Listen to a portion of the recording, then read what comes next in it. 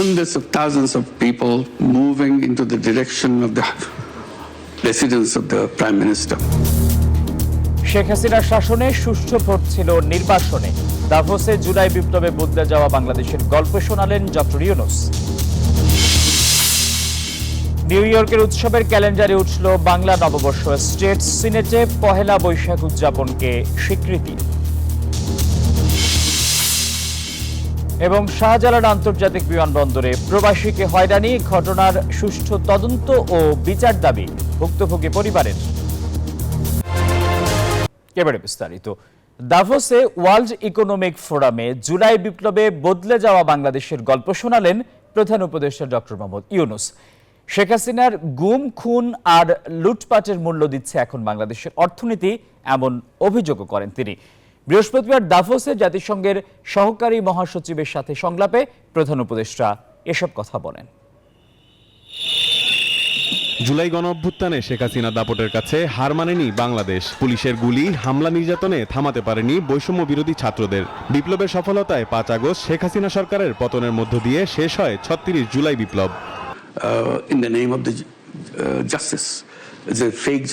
বদলে যাওয়া বাংলাদেশের তারুণ্যের গল্প সুইজারল্যান্ডের দাভোসে ওয়ার্ল্ড ইকোনমিক ফোরামে তুলে ধরলেন প্রধান উপদেষ্টা ডক্টর মোহাম্মদ ইউনূস। বৃহস্পতিবার জাতিসংঘের সহকারী মহাসচিব অস্কার ফার্নান্দেজ তারাঙ্কোর সাথে সংলাপে প্রধান উপদেষ্টা এসব কথা বলেন। ব্যাংক লুট থেকে নির্বাচনকে নির্বাসনে পাঠানোর কারিগর ছিলেন শেখ হাসিনা বলেও অভিযোগ করেন তিনি।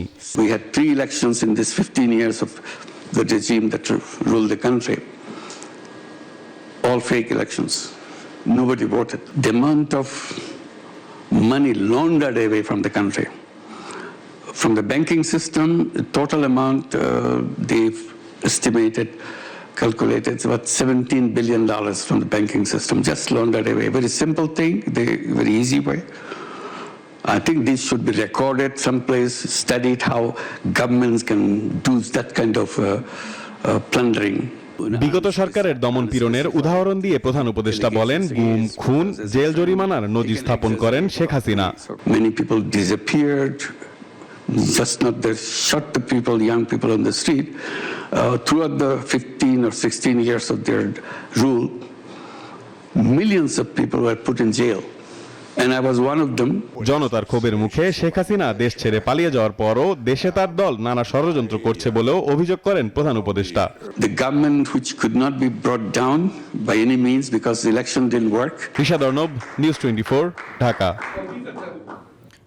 সুইজারল্যান্ডের দাভোসে ওয়ার্ল্ড ইকোনমিক ফোরামে চতুর্থ দিনে জাতিসংঘের সহকারী মহাসচিব অস্কার ফার্নান্দেজ তারাঙ্কোর সাথে সংলাপ করেন প্রধান উপদেষ্টা ডক্টর ইউনূস। এছাড়াও বিভিন্ন দেশের বিনিয়োগকারীদের সাথে সাইডলাইন বৈঠক করেন তিনি।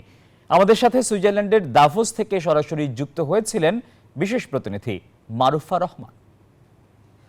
ধন্যবাদ আপনাকে। প্রচন্ড বৈরী আবহাওয়ার মধ্য দিয়ে কিন্তু আজকে দাভোসে ওয়ার্ল্ড ইকোনমিক ফোরামের চতুর্থ দিনের মতো বার্ষিক সম্মেলনটি চলছে এবং আজকে কিন্তু সকাল থেকেই প্রধান উপদেষ্টা দুইটি বৈঠক, সাইডলাইন বৈঠক করে ফেলেছেন। এছাড়াও আমার কাছে যেই তথ্য রয়েছে, জেনেভার জাতিসংঘ মানবাধিকার বিষয়ক কার্যালয় থেকে জুলাই আগস্ট যে মানবাধিকার লঙ্ঘন জনিত যেই ঘটনাটি ঘটেছে এবং হত্যাযজ্ঞ ঘটেছে তার চূড়ান্ত প্রতিবেদনটি প্রকাশ করা হবে ফেব্রুয়ারিতে। তবে তার আগে বাংলাদেশকে সেই প্রতিবেদনটি দেখানো হবে বলে আমরা জানতে পেরেছি।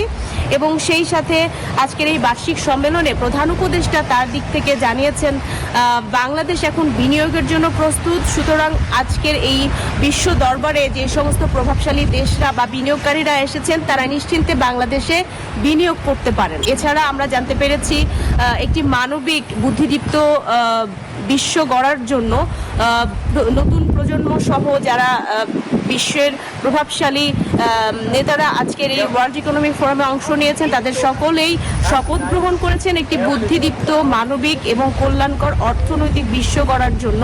25 তারিখ অর্থাৎ পরশুদিন ওয়ার্ল্ড ইকোনমিক ফোরামের পর্দা নামছে এবং সে পর্যন্ত প্রধান উপদেষ্টার এখানে থাকবার কথা রয়েছে। তো সব মিলিয়ে এই ছিল আমার কাছে সর্বশেষ তথ্য। বাঙালির চিরন্তন উৎসব পহেলা বৈশাখকে স্বীকৃতি দিল নিউ ইয়র্ক স্টেটের সর্বোচ্চ আইন প্রয়োগকারী সংস্থা স্টেট সিনেট। নিউ ইয়র্ক অঙ্গরাজ্যের সাংস্কৃতিক বৈচিত্র্যের স্বীকৃতি হিসেবে এই রাজ্যে বসবাসরত বিভিন্ন সম্প্রদায়ের মধ্যে সম্প্রীতির বন্ধন দৃঢ় করার লক্ষ্যে এমন সিদ্ধান্ত নিয়েছে যুক্তরাষ্ট্রের এই অঙ্গরাজ্যটি। প্রতি বছর প্রায় 10,000 বাংলাদেশি যুক্তরাষ্ট্রে আসেন স্থায়ীভাবে বসবাসের জন্য, যাদের অধিকাংশের আবাসস্থল হয় নিউ ইয়র্ক। আর পুরো যুক্তরাষ্ট্রে বাংলাদেশের সংখ্যা 10 লাখেরও বেশি। নিউ ইয়র্ক অঙ্গরাজ্যের সর্বোচ্চ আইন প্রয়োগকারী সংস্থা স্টেট সিনেট মনে করছে, বাংলাদেশ ও পশ্চিম বাংলা থেকে আগত বিপুল সংখ্যক অভিবাসী এই অঙ্গরাজ্যে নানাভাবে গুরুত্বপূর্ণ অবদান রাখছেন। তাদের অবদানের প্রতি সম্মান জানিয়ে প্রতি বছর 14 এপ্রিল পহেলা বৈশাখকে অঙ্গরাজ্যটির বাংলা নববর্ষের দিন হিসেবে স্বীকৃতি দেওয়ার সিদ্ধান্ত নেয় স্টেট সিনেট। সিনেটের যে 234 প্রস্তাবে বলা হয়েছে, পহেলা বৈশাখ বাঙালির জীবনে অত্যন্ত গুরুত্বপূর্ণ একটি দিন। গত কয়েক বছর ধরে নিউ ইয়র্কের টাইমস স্কোয়ারে উৎসব মুখরভাবে এই দিনটি পালন করে আসছে বাঙালি সম্প্রদায়ে। নিউ ইয়র্কের সামাজিক সাংস্কৃতিক সংগঠন মুক্তধারার প্রধান নির্বাহী বিশ্বজিৎ সাহার উদ্যোগে সিনেটর লুইস সেপুলভিটা সিনেটে প্রস্তাবটি তুলে ধরেন। গত 22 জানুয়ারি তা গৃহীত হয়। অসাম্প্রদায়িক বাংলাদেশ গড়ার প্রত্যয় নিয়ে একই সঙ্গে প্রস্তাবে নিউ ইয়র্কের স্টেট সিনেটর যুক্তরাষ্ট্রে বিশেষ অবদানের জন্য শিকাগো টাওয়ার খ্যাত প্রকৌশলী FR Khan, living the world behind খ্যাত রুমানা আলম, লেখক ঝুম্পা লাহিড়ী, অমিতাভ ঘোষ, ইকবাল কাদির, ইউটিউবের কো-ফাউন্ডার জায়েদ করিম, খান একাডেমির ফাউন্ডার সালমান খান, ওমর ইশরাক সহ কৃতি বাঙালিদের নাম বিশেষভাবে উল্লেখ করেন। শাহ আলী জয়, নিউজ 24, ঢাকা। 10,000 টাকা ঘুষ না দেয়াকে কেন্দ্র করে এক ব্রিটেন প্রবাসীর কলার ধরে টানাটানি করেছে শাহজালাল আন্তর্জাতিক বিমানবন্দরের স্টাফরা। এ ঘটনা সামাজিক যোগাযোগ মাধ্যমে ছড়িয়ে পড়লে প্রবাসীদের মাঝে তীব্র ক্ষোভ ও নিন্দার ঝড় ওঠে। ঘটনার সুষ্ঠু তদন্ত ও দোষীদের শাস্তির আওতায় আনার দাবি উঠেছে জোরালোভাবে। যুক্তরাজ্য থেকে খালেদ মাসুদ রনির পাঠানো তথ্য এবং ছবিতে ডেস্ক রিপোর্ট। শাহজালাল আন্তর্জাতিক বিমানবন্দরে গত 8 জানুয়ারি নরওয়ে প্রবাসীকে মারধরের ঘটনার রেশ কাটতে না কাটতেই এবার এয়ারলাইন্স স্টাফদের কথা মতো 10,000 টাকা ঘুষ না দেওয়ায় যুক্তরাজ্য প্রবাসীকে কলার ধরে টানাটানি ও মালামাল রেখে দেওয়ার ঘটনা ঘটেছে। গত 13 জানুয়ারি রাত 10টায় এই ঘটনা ঘটে। বিমানবন্দরে ভিআইপি লাউঞ্জ চালু হলেও বন্ধ হয়নি যাত্রী হয়রানি। বিমান কর্তৃপক্ষ চেপে যাওয়ার চেষ্টা করে বিষয়টি, তবে সামাজিক যোগাযোগ মাধ্যমে ছড়িয়ে পড়লে টার্কিশ এয়ারলাইন্স কর্তৃপক্ষ মিডিয়ার মিথ্যা তথ্য দিয়ে সংবাদ পরিবেশন করারও অভিযোগ তোলে।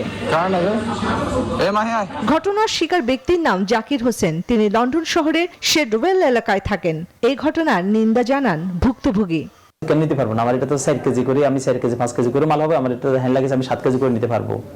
তখন যখন আমি তার সাথে এসে আমাকে কোনোভাবে এটা নিতে দিবে না, তখন আমি আমার ছেলের বলতেছি তুমি ভিডিও করো, এটা কেন আমাদেরকে হয়রানি করতেছে, তুমি এটা ভিডিও করো। যখনই আমার ছেলে ভিডিও করতেছে তখন পিছন থেকে আরেকটা লোক আসি আমার ছেলের মানে কালার চাবি ধরছে, আমার ছেলের কালার চাবি ধরে নিয়ে যাইতেছে, বলতেছে ভিডিও করতেছে কেন, ভিডিও করা যাবে না। আরো যেসব মানে খারাপ ভাষা রুট ব্যবহার করছে আমার ছেলের সাথে। ঘটনার সুষ্ঠু তদন্তের দাবি জানিয়েছে ভুক্তভোগী পরিবার। Desk report, news 24। রাজনৈতিক ও অর্থনৈতিক ক্ষেত্রে পররাষ্ট্র উপদেষ্টার চীন সফরকে সময় উপযোগী বলে মনে করছেন বিশ্লেষকরা। তবে বড় ধরনের প্রতিশ্রুতি দেওয়ার ক্ষেত্রে বাংলাদেশে নির্বাচিত সরকারের অপেক্ষায় থাকতে পারে বেইজিং। ঋণ পরিশোধের সময় বাড়িয়ে 30 বছর করা নিয়ে দেশটি নীতিগতভাবে একমত হলে তা হবে সফরের বড় অর্জন। চীন সফর নিয়ে বিশ্লেষকদের পর্যবেক্ষণ তুলে ধরছেন প্রমা চৌধুরী। 50 বছর পূর্ণ হতে যাচ্ছে ঢাকা বেইজিং কূটনৈতিক সম্পর্কের। এমন সময় ঢাকা বেইজিং সম্পর্ককে নতুন উচ্চতায় নিতে 4 দিনের দ্বিপাক্ষীয় সফরে চীনে আছেন পররাষ্ট্র উপদেষ্টা মোহাম্মদ তৌহিদ হোসেন। মঙ্গলবার বাংলাদেশ চীন 2 দেশের পররাষ্ট্র পর্যায়ের বৈঠক অনুষ্ঠিত হয়, যেখানে বাংলাদেশের স্থিতিশীলতা, সংস্কার, গণতান্ত্রিক উত্তরণ এবং উন্নয়নে নিজেদের সমর্থন ব্যক্ত করেছে চীন। বাংলাদেশের কৌশলগত অবস্থানকে স্বীকৃতি দিয়ে দুই পক্ষ বেল্ট অ্যান্ড রোড ইনিশিয়েটিভের অধীনে সহযোগিতা অব্যাহতের উপর জোর দেওয়া হয় আলোচনায়। চীনের সাথে বন্ধুত্বপূর্ণ সম্পর্ক এগিয়ে নিতে দ্বিপাক্ষিক এই সফর সহায়ক ভূমিকা রাখবে বলে মনে করছে সাবেক রাষ্ট্রদূত হুমায়ুন কবির। তার মতে অর্থনীতি, বাণিজ্য এবং বিনিয়োগ সহ রোহিঙ্গা প্রত্যাবাসনের বিষয়টিও গুরুত্ব পাবে আলোচনায়। আমাদের বাস্তবতা এবং বৈশ্বিক বাস্তবতা বা আঞ্চলিক বাস্তবতায় এই সফরটা খুবই সময় উপযোগী হয়েছে।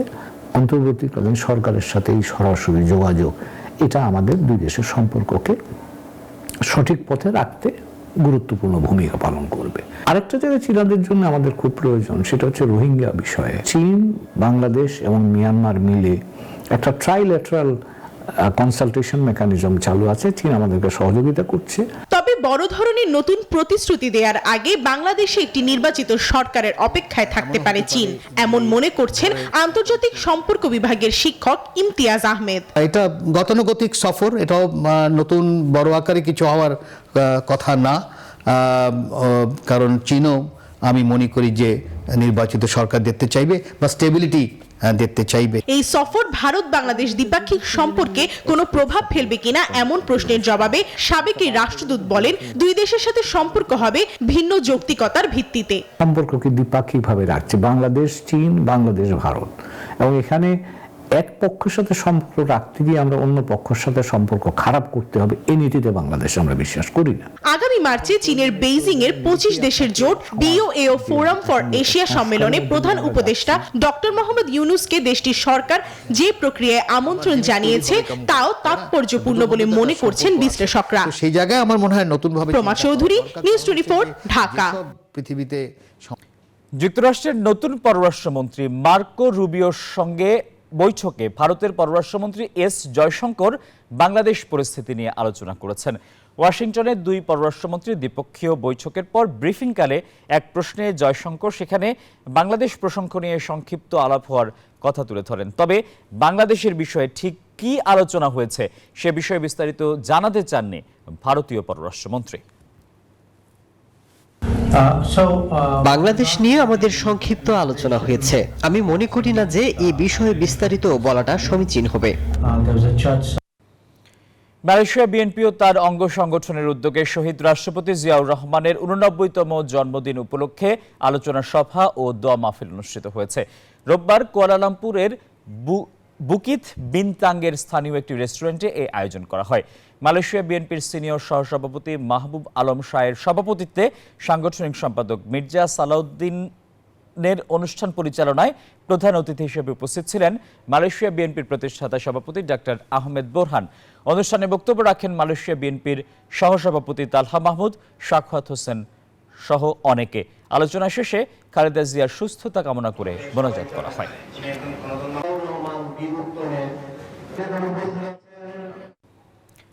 জাকের পার্টি মালয়েশিয়া শাখার উদ্যোগে বিশ্ব ইসলামী মহাসম্মেলন 2025 উপলক্ষে মিলাদ মাহফিল ও আলোচনা সভা অনুষ্ঠিত হয়েছে।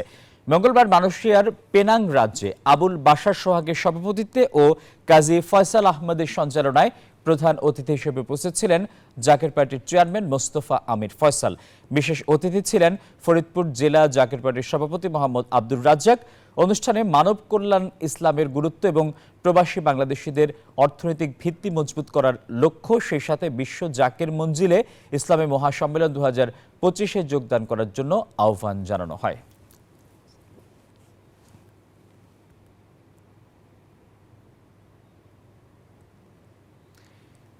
চীনের সানমিং বিশ্ববিদ্যালয়ে অধ্যয়নরত বিদেশি শিক্ষার্থী এবং শিক্ষকদের অংশগ্রহণে অনুষ্ঠিত হয়েছে 2 দিনব্যাপী শীতকালীন শিক্ষা সফর।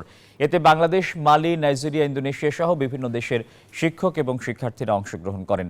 শিক্ষা সফর চলাকালীন প্রতিনিধি দলটি হাতে কলমে অভিজ্ঞতা অর্জন সহ গুরুত্বপূর্ণ স্থান পরিদর্শন করে।